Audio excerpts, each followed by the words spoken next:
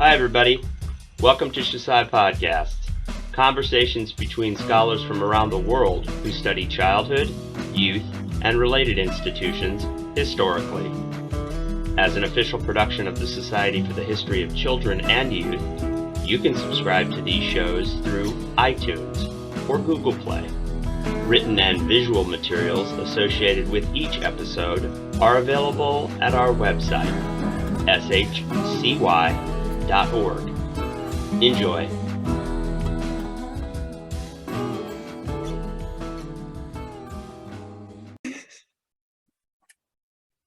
Hello. It's such a pleasure to be participating in this Society for the History of Children and Youth podcast. I'm Marlowe Daly-Galeano, Associate Professor of English and Director of the Center for Teaching and Learning at Lewis Clark State College in Lewiston, Idaho. I'm so happy to be here today with the editors of our featured book, Reading Transatlantic Girlhood in the Long 19th Century, published by Routledge in 2020. Before we start chatting, I'd love to tell you a little about these two amazing scholars. Robin L. Cadwallader is a professor of English and the director of the Women's Studies program at St. Francis University, Pennsylvania, where she teaches American literature, women's literature, young adult literature, and theory.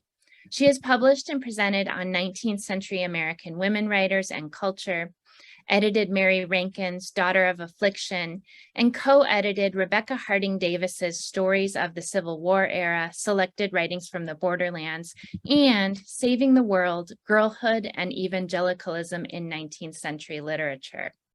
Dr. Cadwallader's recent publications include Rebecca Harding Davis, Preserving History Through the Art of Literary Journalism, which appears in Women's Studies, an interdisciplinary journal.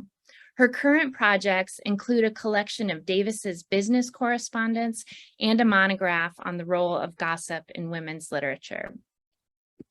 LuElla D'Amico is an associate professor of English and coordinator of women's and gender studies at the University of the Incarnate Word in San Antonio, Texas. Her primary research interests lie in girlhood, girl culture, and women's religious writing in the early and 19th century American literature. She has edited a volume about the history of girls series books in the U.S. titled Girls Series Fiction and the American Popular Culture, and is co-editor with Robin Cadwallader of Reading Transatlantic Girlhood in the Long 19th Century. Her articles have appeared in Children's Literature Association Quarterly, Girlhood Studies, ESQ, a Journal of 19th Century American Literature and Culture, Women's Studies, and numerous other venues. Dr. D'Amico currently serves as president of the Harriet Beecher Stowe Society and is editing Harriet Beecher Stowe's children's writing with Dr. Cadwallader for Oxford University Press's The Collected Works of Harriet Beecher Stowe. So thank you both for talking with me today. I just loved this book, and to start with, I was hoping maybe we could talk a little about the keywords in your title, Reading Transatlantic Girlhood. I think that each of these words is really important to the project, and in your introduction, you take some time to share how you define the terms. Could you talk about Reading Transatlantic Girlhood as a title and how you made the decisions about what kinds of authors, texts, ideas, essays you wanted to include in here? Sure. So I think each of these, Robin and I went back and forth for a while about the exact verbiage that we wanted for the title. And we finally decided to begin with that active verb of reading purposefully. And I'm going to I feel like that's the one that probably gets skipped over the most. But we do spend some time, as you mentioned it, in the introduction talking about this, right? That the act of reading by girls is a way for them to explore travel, right? It's a way for them to explore the world. For a lot of girls who didn't have access to going anywhere, to travel, right? I mean, you define who you are, especially as a young person, right? By books, right? You begin to know, like, who am I? What is this world? And you do this through reading. Another thing that we mentioned about reading in the introduction is that reading in the 19th century was something that was thought of differently, especially in women's writing, and that it was really thought to be transactional, right? That there was this idea that if you were reading, that you should have some sort of spiritual experience, especially in women's literature and girls' literature. And oftentimes this idea of reading in sort of a secular sense has sort of been taken away, right? That we read to gain knowledge, but we don't necessarily have an immediate idea of transformation for it, right? When I'm going on Twitter, right, I'm not leaving the next moment and thinking, right, I might be transformed. I might get angry for a second, right, at a tweet, right, but I'm not leaving, right, and thinking, right, my soul has been transformed. It might be a little sadder, right, but there's not the expectation that I'm transformed in some way, right? But when you're reading in the 19th century, especially as a child, there was the expectation that your soul would be transformed, that you would be different in some way. So there's a lot packed into that.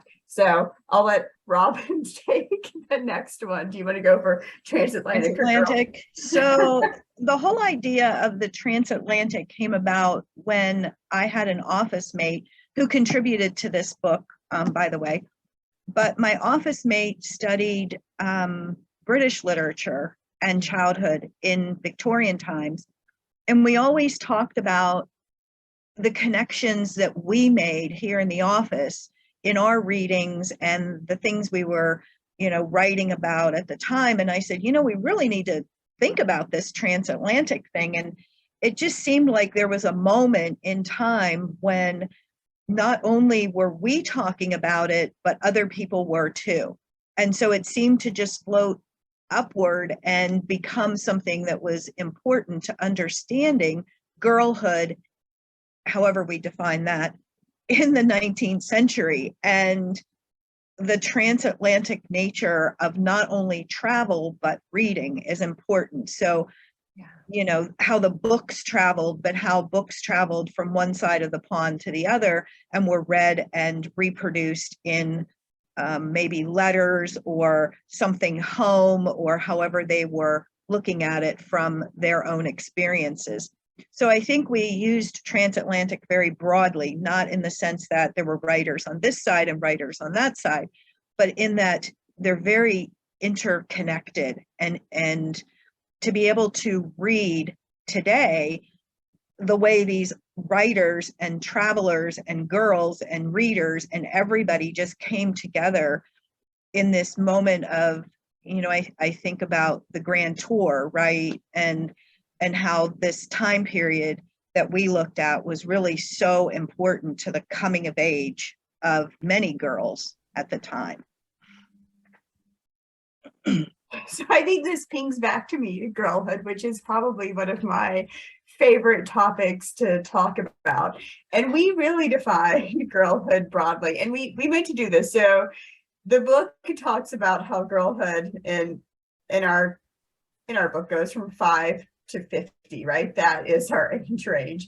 And the idea is that girlhood really is not so much chronological, but it is in literature, the site of possibility, right? That when you think about girlhood, you think about change, you think about newness, you think about hope. And so this might be someone who is quite little, but it might be someone who is going abroad, who's going on this transatlantic journey across the pond and is seeing themselves with new eyes. So the example of the 50-year-old that we have is Catherine Ryan Sedgwick, who writes these letters from abroad. And this was Jordan Van Cannon's essay. And she talks about how Sedgwick is abroad, and then she remembers herself as a girl, and she begins to re-envision herself as she thinks about who she was in the United States and who she is now. And as these letters go from Europe back to the United States, there is this idea in the United States, as always been, as America, as sort of this female country, this virginal country, this young girl country. And a lot of times, as you're reading novels, you'll begin to automatically begin to consider this sort of literary landscape, not only of the woman, Catherine Ryan Sedgwick, who is envisioning herself as as a girl at 50, right, having this new sight of possibility, going through her own personal experience, but also all of the readers that she's writing these letters to, and who are then reading them and consuming them, begin to think, well, what is America as this national place, as Sedgwick is envisioning it? How is it beginning to change as she makes contact in Europe and begins to write about this? Who are we as we experience her new eyes? So girlhood is really more a side of possibility rather than simply a chronological age. And I think too, go ahead. I'm sorry, but I think too, it implies a certain innocence too in embarking on experience, and how I know the writer that I used, Adelaide Trafton, she was so disenchanted by Europe. She just couldn't wait to get back home. And I think there's that certain innocence that, as LuElla said, you see it with different eyes, and you have to open yourself to that experience. And some weren't able to do that. And we found that too. So I think that innocence is always important to me too. I thought it was so interesting as I was reading the introduction, and you said, girlhood has this very capacious span chronologically. I thought at first maybe the direction you were going to go was the way that women are sometimes, diminished or, referred to as girls or compared to girls in a way that is not generative or a place of potential. And so I really liked that wasn't what you did, that you were looking at a different notion. Even if it is innocent, it's not pejorative, right? It's the site of potential growth. And I've come into this kind of work through women's studies, and as you've talked about, literary studies has a much longer tradition of focusing on women, but not very much, or not as recent. It's only recently that we've really begun having these conversations about girls and paying that kind of attention to girls. Why do you think that's the case? I think we don't take girls seriously, right? I think this is the pejorative idea that you were talking about, Marlowe, that traditionally, when you think of the heavyweights in literary studies, you are going to go for the writers like Ralph Waldo Emerson, Nathaniel Hawthorne, right? You are going to go for these heavyweight writers. And then when American women's writers were beginning to be recovered in the 19th century, you're going to go for those women heavyweights as much as you can too, right?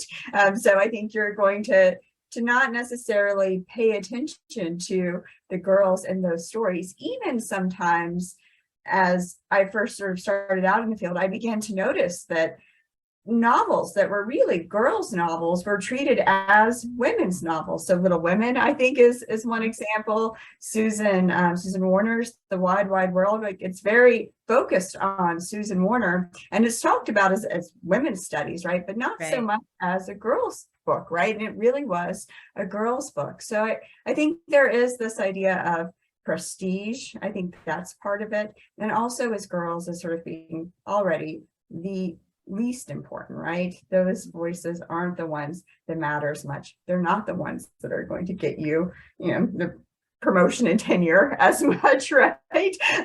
They're just simply the ones who I think have been silenced for a long time. And so I think that's the negative part of it. I have a positive part, but I'll see if Robin has something to add before I go into the positive.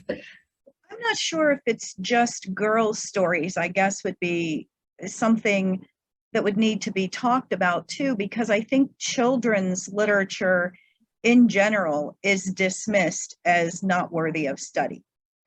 And children's literature being defined as written for children or written about children for adults, it's children aren't important. Children aren't important in a society that sees intellect and experience and purpose and value in adults. But in order to become an adult, everybody has to be a child. And so many of our children's stories have children who are an anomaly. They are not children.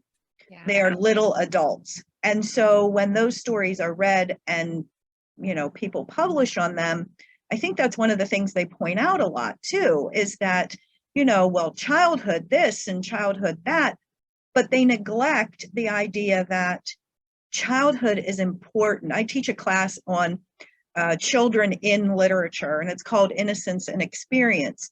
And what I like them to see is that what my students today think of childhood is not the way childhood was in the past. And they learned so much from that about what it means to be a child and to go out as a teacher and teach children.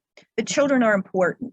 And I think literature for and about children has never been seen as important. And then you have, of course, Tom Sawyer, Huck Finn, those where the bad boy gets the attention. But I think for girls, there aren't those kind of moments where they break all the rules and suddenly they're important in the world, because the girl wouldn't do that and become important. That would mean she's not a girl or something. So I think we have that problem to deal with too. Yeah, there aren't necessarily girl scholars out there, right? There are women scholars, right? Men scholars, so there aren't girl scholars. One thing that I do think it's important to mention, though, is sort of not only the importance of why we're doing this in general, but the importance of what girls are to women. We mentioned in the introduction that in doing this work and recovering girls' voices, it does end up connecting women to their past. It does end up bringing up so much that is not talked about what makes society who we are today, what makes women who we are today. And by not talking about those girl stories, we leave out so much of the past, and not only in the 19th century, but also in everything that comes into a woman until she's, a certain age. We leave out the side of optimism, of possibility. I talk a little bit about just walking around with girls' books, right? In that moment, but another woman looks at you and is like, oh, you're carrying Little Women. Let me tell you about when I read that, right? There is this sort of side of connection and excitement that happens with girls' literature that I think it means it's important to study, right? It's women's stories that aren't necessarily studied in the same way, and that we ought to take seriously as literary scholars. And just as I think women readers, we connect to the stories of women and their growth and their struggle. I think too, women readers, adult women readers, connect to things of their childhood through the childhood literature. So we have our own childhoods in the 20th century to look back on and say, well, yeah, I didn't think that was important, but now I can see how important that was and how that, whatever that experience was, contributed to who I am today. And we can see that through the literature, but then we see it in our own lives too. Yeah, especially these passed down stories. So I know you're probably waiting to get to the next question, Marla, but I was thinking about, Heidi, right? One of the ones that I wrote about, right? The Little Women's another example, right? Some of these stories, right, have been passed down, right, through the generations. So they tell us about our own personal experiences with them. I remember my mom reading Little Women to me, right? Likely because her mom read it to her all the way back until the 19th century. So we have these stories, and Heidi's another one that's like that, that's covered in this book, right? So it tells us a little bit about our world now, but it also reveals to us about the past, in a broader historical lens, that if we don't get these stories, then we don't actually analyze how we came to be who we are today in a very small sense, but also a global sense. I think that's a great point. And as one of the kind of fun things that happened to me as I was reading your book is when I read about the books that I had read as a child, like Heidi, I actually was filled with an image of what that book looked like. I could remember the illustrations and the covers. And as we all probably know, doing this kind of work, people always want to tell you about what their book looked like, because it had we had a connection to it as young readers that sometimes we rediscover when we enter into scholarly work as adults. Yes, people will bring me the copies of their old books, oftentimes to my office. I'm actually thinking, I was looking over, I'm going to grab it in a second, strangely. I'll turn off my camera, but I have a copy of Heidi that someone brought to me after reading this book. I mean, it's in German. So they brought it to me, right? Because they read this and they remembered it, right? And I remember the copy that I had, this teeny tiny little copy, and what it looked like, and exactly like that was read, everything about it. But we do have these very specific picture memories, right? In addition to the actual words on the page. The feelings, right? The transactional reading that we were talking about earlier, that happens when you're reading 19th century novels that are passed down through the generations. You can feel that in a different way. Well, and that's kind of a perfect segue into another thing I was hoping we could talk about, which is connection and collaboration in the humanities. I think we just don't do as much collaborative scholarship as is the norm, say, in the sciences. And I've always considered collaborative writing. Oh, there it is. Yeah, I'm showing my book of Heidi that has the German. I love it.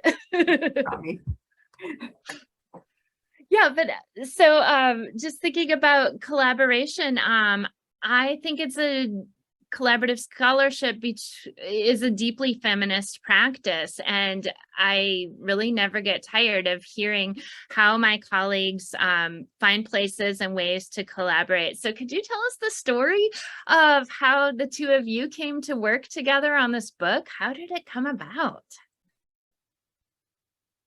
I don't remember. Well, we've known each other for longer than the book. So you tell the story then. I don't remember. Okay. Well, I always jump in first. I do remember. So Robin and I talk often, and we often talk about books that we enjoy. In fact, we'll call each other about other things that happen, and inevitably we end up talking about books. She will tell me she's always reading quirky books. But one day I cannot remember exactly what we were talking about. I think that it was a news story or something that we were on the phone about, or something that had happened at one of our works. Anyway, we're on the phone and we just began talking about Transatlantic Girlhood, and we talked about perhaps doing this collection together. And then at the next Society for the Study of American Women Writers meeting, we went out. I hope you remember this, Robin. You may not. But we were at a lovely hotel, and we had a coffee date, and we went out. No, see, now you remember. You're just pretending to remember. So, but we went out, and then we just dreamt a little about what the structure and everything of this book might look like. We talked about how girlhood has sort of taken off in terms of how we talked about it in the United States in a lot of ways, but it really hasn't. We couldn't find any scholarship where people have looked at it from a transatlantic context, and there's almost nothing about the college novels. So especially the Vassar Girls series, things like this about girls of the late 19th century going abroad to study. We couldn't really find anything about this. And there does seem to be this idea that girls have to go abroad in the 19th century to sort of finish themselves, right? To have this idea of their full learning. So that was really how it began. It was just a phone conversation. I do want to say one. Oh, Robin, you can talk. Then I want Well, to talk. I was going to say, I think what happens is, though, we've known each other for longer than that. And we've talked about so many different things and different projects. And I think one thing leads to another, and hey, now we have a book.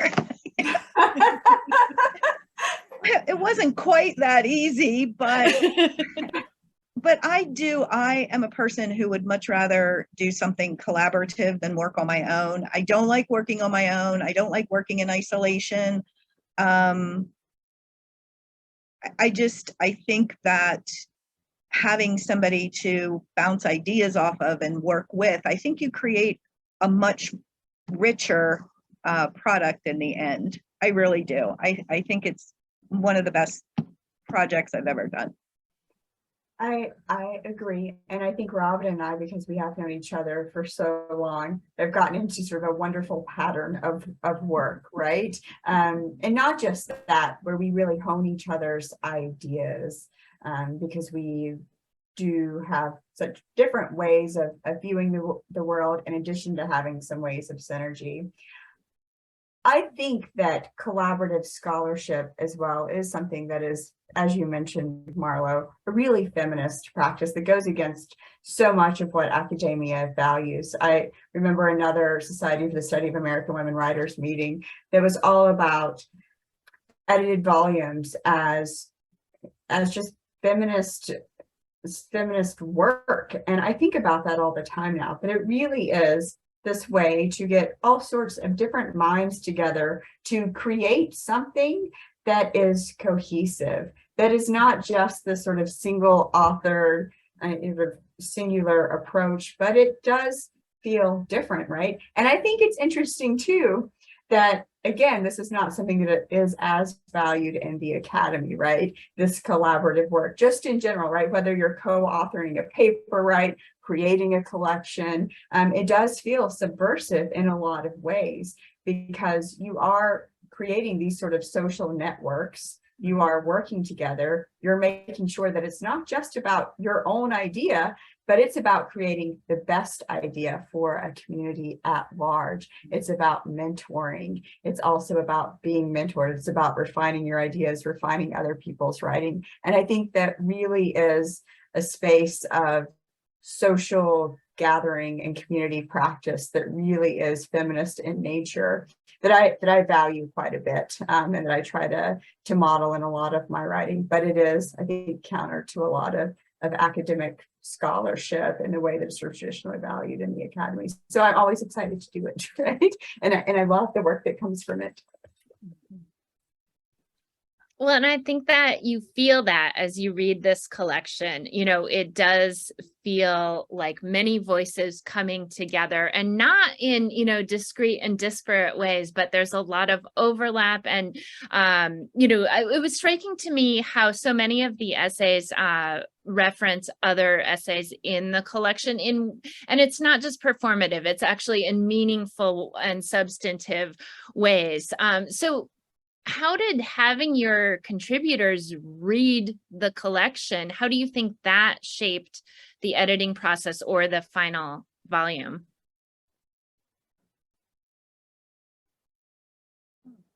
I'm not sure. For me, I think it changed everything, and that it did create a more social space for everyone.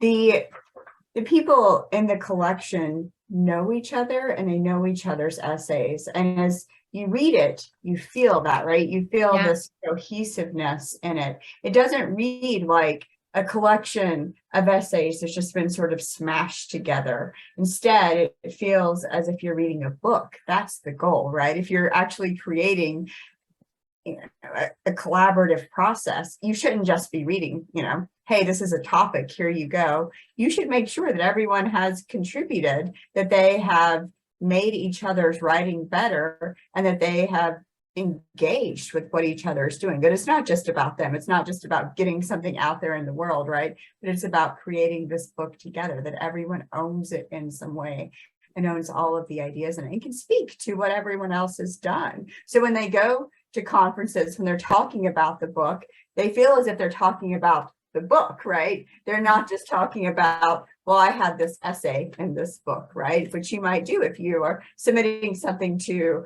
a journal, right? Getting feedback, right? And you don't know what else is going to be in that journal. That's not what an edited collection should be. It should be something that is communal, that should be holistic. So that's the hope in here. And so when we were editing, we did make sure to ask all of the readers, right, to go back and, you know, read each other's essays, and then insert those and interweave it, and make sure that that was being done, not just at that sort of cursory level, which does sometimes happen when you're reading, you know, these, right? You actually have to go through and work through and make them reread and talk to each other some.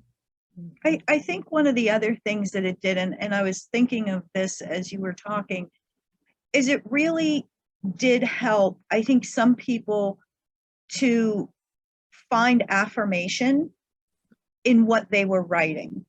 So if you have an idea and no one else, you know, you do all the scholarship and you find all but your idea is different.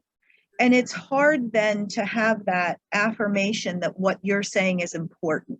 Mm-hmm. And I think for me anyway, but talking to the other writers too, I think as you start to see that other people are looking at things in the similar way that you are, you get an affirmation about, oh, maybe I'm not so far off then. Yeah. And I think there was a sharing of maybe ideas, not that one person took another person's idea, but look how this idea supports what I'm saying. And you can see that in multiple works, that it's not just an idea in isolation.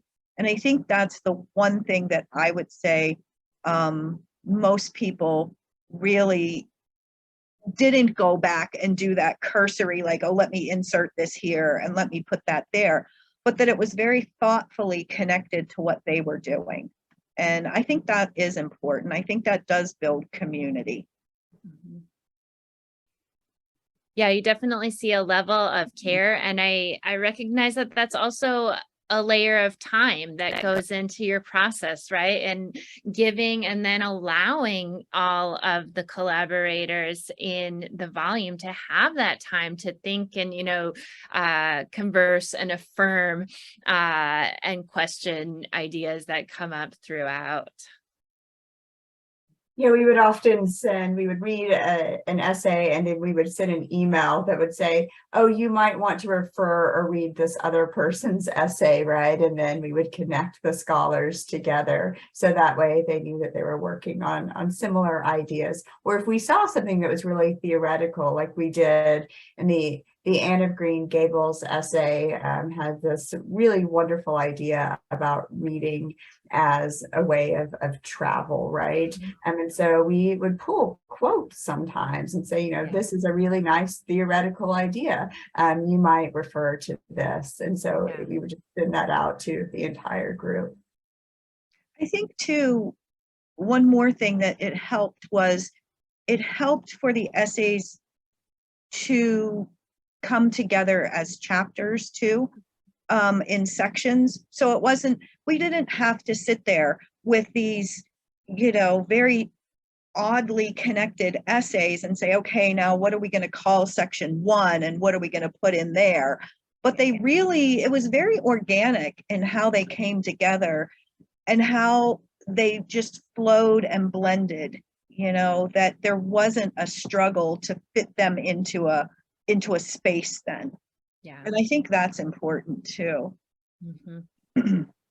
It feels really, I think organic's the perfect word as you read it. You know, there's just a seamless kind of journey that scholars are on, making their way. And, you know, I read from the beginning to the end, which is something we don't always do with collections either. You know, you might be like, oh, I want to read this one thing. But I think that as editors, you really encourage us to read this the way you would read a book, right? That it is a unified whole. It's the hope, the dream. Right. So can we talk a little bit about the 19th century and beyond? Your book focuses on the long 19th century, which is a long period, right? But it also seems to open up so many, I don't know if it's work to come or just ways to continue thinking about this. So where do you think the ideas of transatlantic girlhood can or do go in the 20th century and later? One thing that strikes me is, because I did teach a whole class on the Grand Tour, and the Grand Tour offered women an opportunity to take that journey physically, literally, rather than through books or through art or through whatever, but that they could go on that tour. And I think that the Grand Tour isn't a thing anymore. Now we take a gap year, right? And in their gap year, they're traveling perhaps through Europe, perhaps just the United States. I say just because, geez, it's home. But I think that need for more, the wanderlust, the desire to know and to be a part of something more, I think continues the transatlantic girlhood at the upper ages. But I think it starts, again, going back to the reading. I think it starts with reading about girls who traveled, and then you want to do what they did. It may be somewhere in the back of your mind subconsciously, and you're thinking about that, and then you start to take those steps too. So I do think it's still a part of our culture. I think it's not as maybe wealth driven as the Grand Tour was, right, because only a certain group of people did that. I think the more that girls read, I had a group of girls read a book. It's a 20th century book of the war in Afghanistan, and it's called The Breadwinner. And it's a lovely story about a girl who has to dress as a boy in order to support her entire family after her father is taken prisoner. And, I had girls who say, geez, I'd like to go to Afghanistan and see where she lived and what it was like for her. And I'm like, oh, that might not be such a good idea right now. You might want to wait a while for that. But I think we are inspired to take those journeys based on what we've read, and the way the journeys are maybe done today is a little different, but I think it's still the same. I agree. I think this is instilled in us. And you can tell that from the long 19th century, right? So we begin a little bit earlier in the period, and then we end in the 20s, right? We take this, right? We end cap it. And I think we begin trying to think. I think that. Trying to figure out which our latest novel was. I know we're in the Edwardian period, so we talk about The Secret Garden and a white heron at one point. So we are at the very beginning of the 20th century, and the Wide World chapter talks about how Ellen Montgomery is looking forward to the new woman, right? This idea that the new woman at the beginning of the 20th century and the end of the 19th century is becoming increasingly mobile. So I think in terms of 20th century scholarship, there's all of this increasing mobility for women, right? Especially as you get into World War I and World War II, there is this idea that women were beginning to travel and become more mobile because they were into this forced mobility.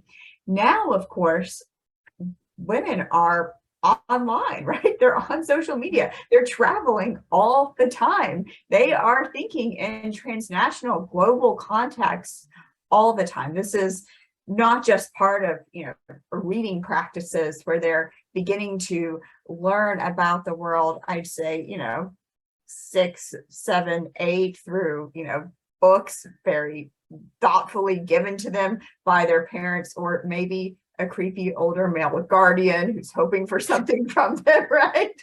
Instead, right, they have their phones where they're transported, and they want to be, right? Because they're kids and they want to maybe resist their parents a little because they're kids. They want to know what's out there. So I think right now is a time to consider what's happening globally with girls. What do they want to know? What are the messages that they're receiving?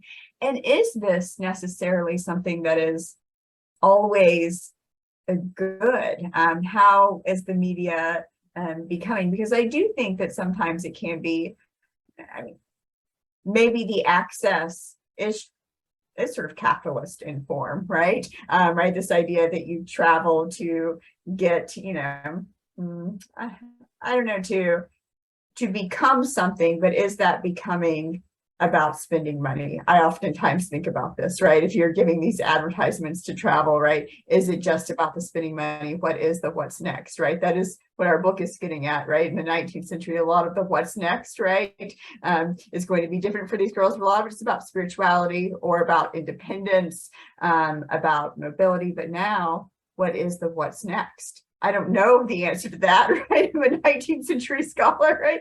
But I think that would be the question that, right, those who are looking at the novels now, right, and the social media now might be asking, right? What's next for the girls looking at the media now and thinking about global travel and transatlantic travel? Yeah, I think it's really fascinating when you talk about in a class how long it would have taken them to get from New York to London. It's not, you don't hop on a plane in this time period. And they're like, so what did they do on the boat all the time? But just even thinking about that, then they start, and I'm like, well, what about a cruise? What do you do on the boat all the time on a cruise? And they're thinking, oh yeah. And most of them have been on cruises, which I myself have never been on a cruise, but they're able to make that connection then between the leisure travel of a cruise to wherever they went to this huge boat that would have taken, loads of people from New York to London. And so to see that, because in their mind, everything's instantaneous too today, well, why didn't you get a plane? Well, there weren't any. There is some hardship associated with travel for even the ones who are really wealthy, right? So there's always hardship in our books for the ones in the 19th century, right, who were not wealthy. But even for the girls in the books that we're studying who were very wealthy, there was some sort of hardship associated with travel that means struggle, that means growth. It translates to that in some way. So I don't know if there's always that hardship now. I'm thinking about my daughter has this little book has this little t-shirt that just says explore on it. And we just got it from like the department store, Walmart, I don't know, Costco, but it just says explore. There wasn't a lot of hardship for her to have this Explorer shirt, right? It is much different right now than it was at this time, right? And so I don't know if those, like, certainly the same messages, right, aren't going to apply, right? That struggle is going to be different. Yeah. So. Yeah. Well, I think I could pick your brains for hours, but we should probably start to think about bringing our conversation to a close. So along those lines, I know you've worked so hard on this incredible book, Reading Transatlantic Girlhood. What have we not talked about today that you were hoping to get into a little bit? Could we close with some, final ideas or questions or moments you'd like to share with us? One of the things I find interesting, and I don't know if you noticed it, Marlowe, but my essay was the only one that looked at transatlantic travel in a negative way. Mm-hmm. And there was this woman, she was upper middle class, everything funded. She had her traveling companion. I mean, her struggle was not the same as the struggle of some of the women who would have made that journey. Yeah. But that said, nothing satisfied her ever. She was just like, it was like you read everything she wrote and you're going like, I'm so depressed now. Why do you want to write this book? But it was compiled after she wrote a lot of letters home, and her letters home were published in the newspaper. And then the newspaper person said, why don't you put them together in a book? And of course that, made her delighted. But I think about the reality of it, and going back to what LuElla said, in that most people today will never understand the hardship, the struggle. And yet I think of all the immigrants coming across the southern border where LuElla is, and I think of their struggle, right? Maybe not transatlantic, maybe it's all ground travel, but the struggle is real, and it's not for leisure or pleasure or whatever. And I see pictures of little girls either being carried across the border or, toddling across the border. One was drowned very recently. And it breaks your heart, because when we think about girlhood and travel, we're thinking on a whole different, we have all these essays and most of them are very, very positive. And I don't think that transatlantic travel then or travel today is always positive. So I think that is one thing that I would like personally to see more of, is the truth of it and how we look at the truth of travel and not just the fantasy of it.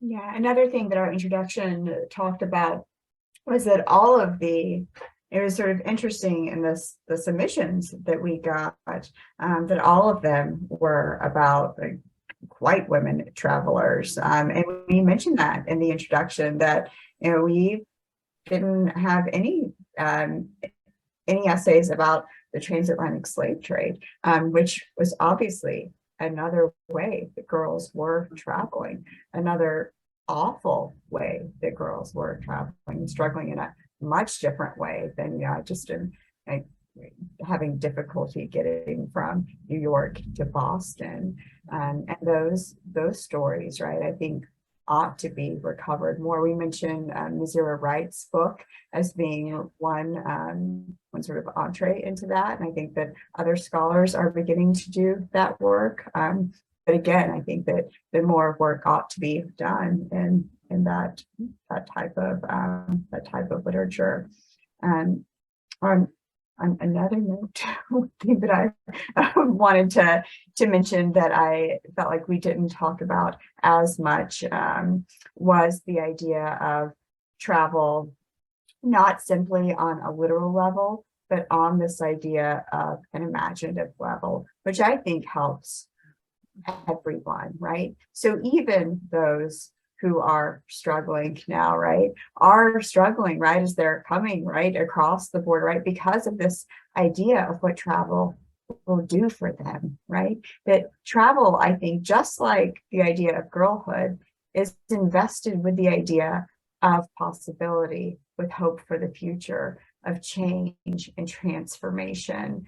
And that's something that all of our essays try to get across as well, right? That there is this idea of hope, of difference, of change making, that I think happens no matter what time period that you're in, and that it always seems to be something that people are saying is worth the risk, right? But the possibility and the hope. And so I do think that that's another sort of interesting thing that we didn't get to talk about, but a lot of our essays go into detail about travel as another idea of possibility. Even if we're talking about slave narratives, as I'm thinking back, a lot of them do spend time talking about travel as changing them, not only in this sort of struggling way, but also, right, I've learned something, right? So let me have that in Frederick Douglass. I'm thinking of Alado Equiano, right, talking about seeing. I always think about his sort of flying fishes, right? He's on the boat, but he also notices the flying fishes while he's on the boat, and beginning to see things in a new way. So in that struggle, there's always this learning that I think literature gives us, that then we get to take afterwards, right? That we get to have that transactional experience from as readers, where hopefully we can be transformed. So perhaps writers now can like take this up, right? To do something, right? To help us begin to think about travel, both in the good, right? And the bad. Mhm. Well, this has been such an amazing conversation. Thank you both for your book, which I think makes such an important contribution to girlhood studies, to women's studies, to literary studies, transatlantic studies, all of that. It really has been a joy to discuss reading Transatlantic Girlhood with the authors LuElla D'Amico and Robin Cadwallader. Thank you all. Thank you for listening to Shusai Podcasts. You can find more materials and features from the Society for the History of Children and Youth online, shcy.org.